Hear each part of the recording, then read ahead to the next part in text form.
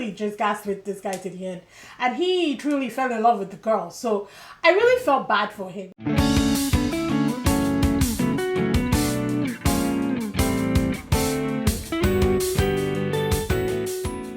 Hi guys, welcome back. If it's your first time, my name is Talia Adewale and this is DISBYDEM. Today, I'm just chit-chatting because I needed to talk about it. We're going to be talking about lovely Rona. Sorry, I don't know what's going on with my voice. But let's do all the right things and let's just dive on into it. And the reason why I want to talk about this is because I want to talk about it. Because it was such an amazing show. And I have episodes are streaming on Patreon, so be sure to check them out. All the reactions are pretty much there. I'm not sure when I'll be doing YouTube. I'm not probably going to be uploading. I can't speak. Apparently it's 6 a.m. and I can't speak, people.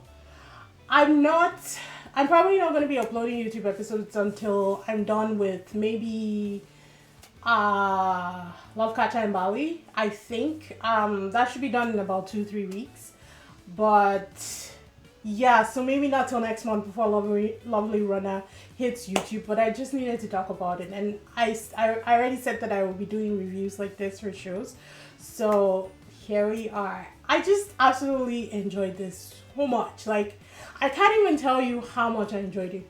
I watched this because I watched this in solidarity for Byun Wo-suk, just because of how he was gaslit in Strong Girl Namsoon. Don't get me wrong, love Strong Girl Namsoon. I didn't like that he was the bad guy, but he was so handsome and so tall. It was the height for me, guys. You guys, I'm a sucker for height, if anybody knows me. So it was the height. So I was already drawn into that character, and then the way Namsoon lied to him, you know, really just gaslit this guy to the end. And he truly fell in love with the girl. So I really felt bad for him. And I was like, this actor deserves justice. Didn't even know his name then. So when I saw that he was in this and it looked like he was one of the good guys in it, I was like, you know what? Out of solidarity for what he went through in Strong Girl Namsoon, I'm going to watch this. And boy, was that a fantastic idea on my part. This was... This is top 5 for me in this year. I mean, Marry My Husband holds #1 spot, and it will for a long time. Let me not play games here. I don't know that there'll be anything that will topple MMH in my head, but this is number 2. It was fantastic. Let's read the plot. So for people who haven't seen it yet and people who are, you know, don't necessarily know what I'm talking about yet. SunJae, who's played by Byun Wo-suk, is a top star who has been in the spotlight since his debut. His life seems perfect, but being in the entertainment industry has completely worn him out. Meanwhile, ImSol, played by Kim Hae-won, fantastic actress, love her, loves SunJae as an adoring fan. When she was little, she had an accident. Due to that, she gave up on her dream, but listening to SunJae's songs on the radio gave her comfort, and she became his fan since then. One day, ImSol hears breaking news that SunJae has ended his own life. She feels deep sadness over the tragic news. Miraculously, ImSol somehow travels back in time to 15 years in the past. There, she faces SunJae, who is a 19-year-old high school student. She struggles to prevent his tragic future. Maybe it's the time travel. Maybe that's how they get me, because I don't know, this webtoon series, anything that has to do with time travel so far has been, you know, top notch. You know, Marry My Husband, Perfect Marriage, Revenge, this. And those are kind of my top 5 right now, right? So maybe it is that. I don't know. I can't really tell you guys, but this was fantastic. I think it was, I'm going to try and make this a non-spoiler just so the people who are watching it, you know, they have something to sink their teeth into when they actually start watching it. I think it was the what was the word that I had in my head? I think it was the elements that went into it. Not only did she just go back in time to try and save her, you know, biggest idol, because this guy had, you know, called her on the phone when she was on her very end of the rope. She was about to end her life, actually. I can say this was in the first 30 minutes of the whole thing. She was about to end her life, and miraculously she gets this phone call, and it turns out to be this guy who is a, you know, a very popular K-pop star, and he's an idol.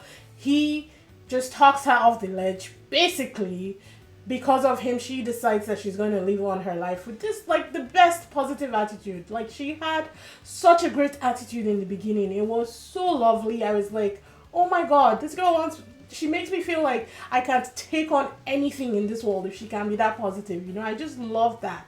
And then finding out all the elements that begin to unfold as soon as she goes back into time, seeing everything that this boy went through to become an idol, seeing everything that went through in between, seeing how it was that he killed himself, because I was like, you know what? In fact, I thought that his friend killed him at first. Then I switched over to the manager, and then it clicked for me. I think maybe around episode 8 or 9. I can't really remember right now. But seeing all those elements come together, it was so seamless. It was perfect. And I loved it. I loved it so freaking much. My favorite characters in this, I'm not even gonna lie, I ride hard for my boy SunJae. Love him. He's number 1. He can't even be counted because he's on top. So I'm going to be counting my favorite characters apart from him. He's on a tier that does not include the rest of them, because SunJae is the main man. God, SunJae is the main man. SunJae is the main man. But my number 1 favorite character in this was Taesung. Y'all can't tell me nothing. I did a whole survey thing, a poll on my channel. Maybe I'll put the results here. And I was like, does anybody else ride for Taesung? Because I'm ride or die, man. I really like Taesung. And he was played by Song Yeon-hee. Never seen this guy in anything before. But I absolutely 100% fell in love with him in this. I loved it. And even though I still preferred SunJae as a love interest for ImSol, if he wasn't in the picture, Taesung would have been a very good option. And I really liked that. I like the way I like the fact that he was the only one that clicked that she had multiple personalities. Like, even SunJae didn't clue in that, like, ImSol was a different ImSol than he knew, you know? But Taesung did, and I thought that that was actually significant. She may not have appreciated it, but she could be herself around him easily, without fear. While she obviously wasn't, the ImSol from the future was not in love with the Taesung from the past, right? So it wasn't a big deal for her to be herself around him. But I liked it, and I liked their dynamic also.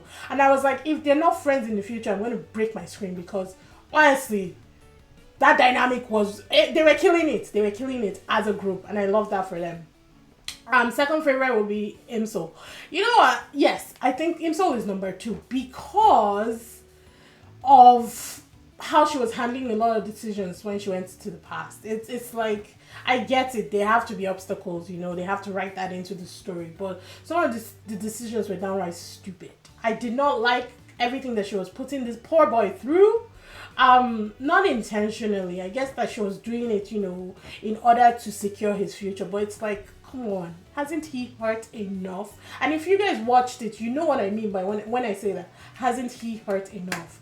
This boy is like, Woo-suk is meant to suffer in every series that he is, because honestly the suffering in this one was on the same tier as the suffering that he went through at the end of Stronger Than Soon. And I'm like, come on people, why can't he just write it in like a normal person and just let these characters live their lives?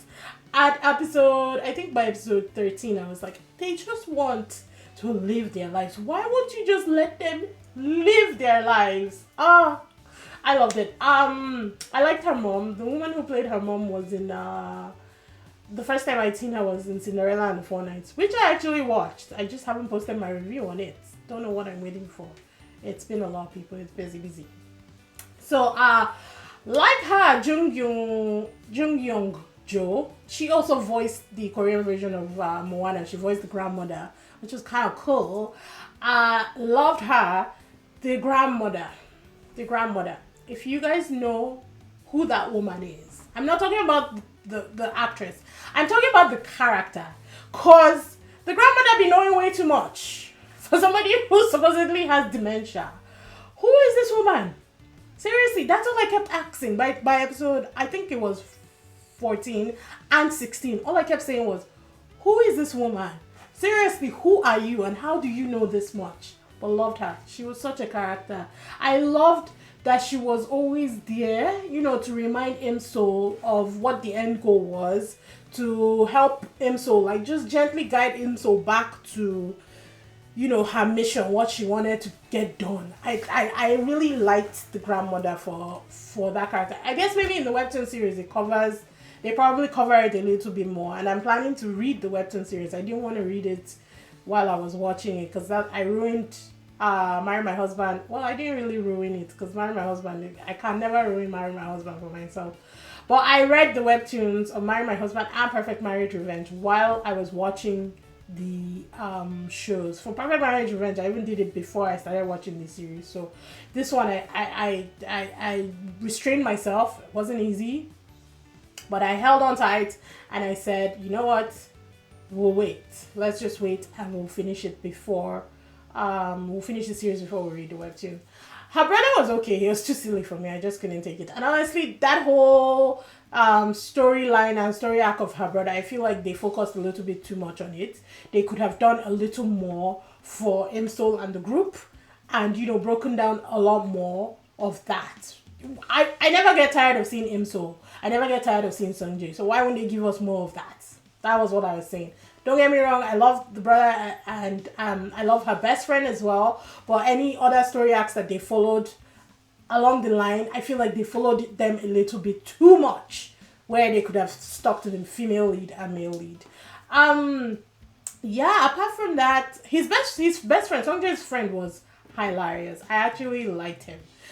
He was funny. He was definitely comic relief and one of the better supporting characters that I've seen on these shows. But it was fantastic. I really can't rave enough about this. I can't wait to rewatch it. It's probably gonna be one of those series where I watch, at night before I go to bed, because they did such an amazing job. If I had to rate this, I would give it a solid 9.8 out of 10.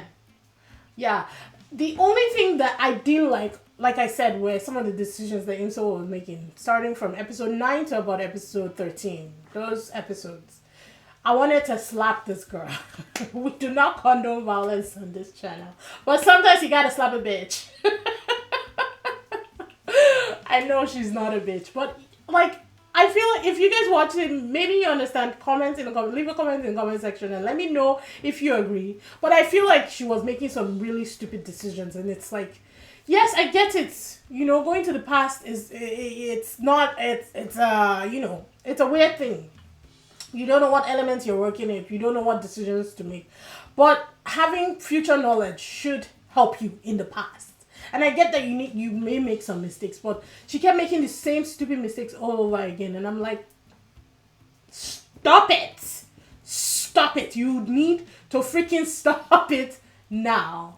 But no, loved it. There was that last element, the element of the person who ended up being, responsible for his death, I guess, or his suicide, because it was framed as a suicide. That last element, that was an element that I was not expecting. So when they flashed to it, I feel like maybe it was episode 8. When they flashed to it, I was like, what is this now? Did not expect that in the entire story. So I liked it. It was a bit of it added something to the story, which I enjoyed. Did I think that it dragged on too long? Yes. I think that arc could have ended 2 episodes after it was introduced into the story. I think that they stayed on that for way too long. And the fact that she kept going back in the future and not really changing anything, it was pissing me off, because I was like, you know what's going to happen. You know this person. You know their face. You know everything about it. Do something. However, it's not a big deal. It wasn't a big deal. The story ended up nice. Everybody was happy in the end, and so it is what it is. That's how these stories usually go. I loved it. I really did, and I'm so glad that I came on here just to chat about it, because it was killing me and I needed to talk to someone about it.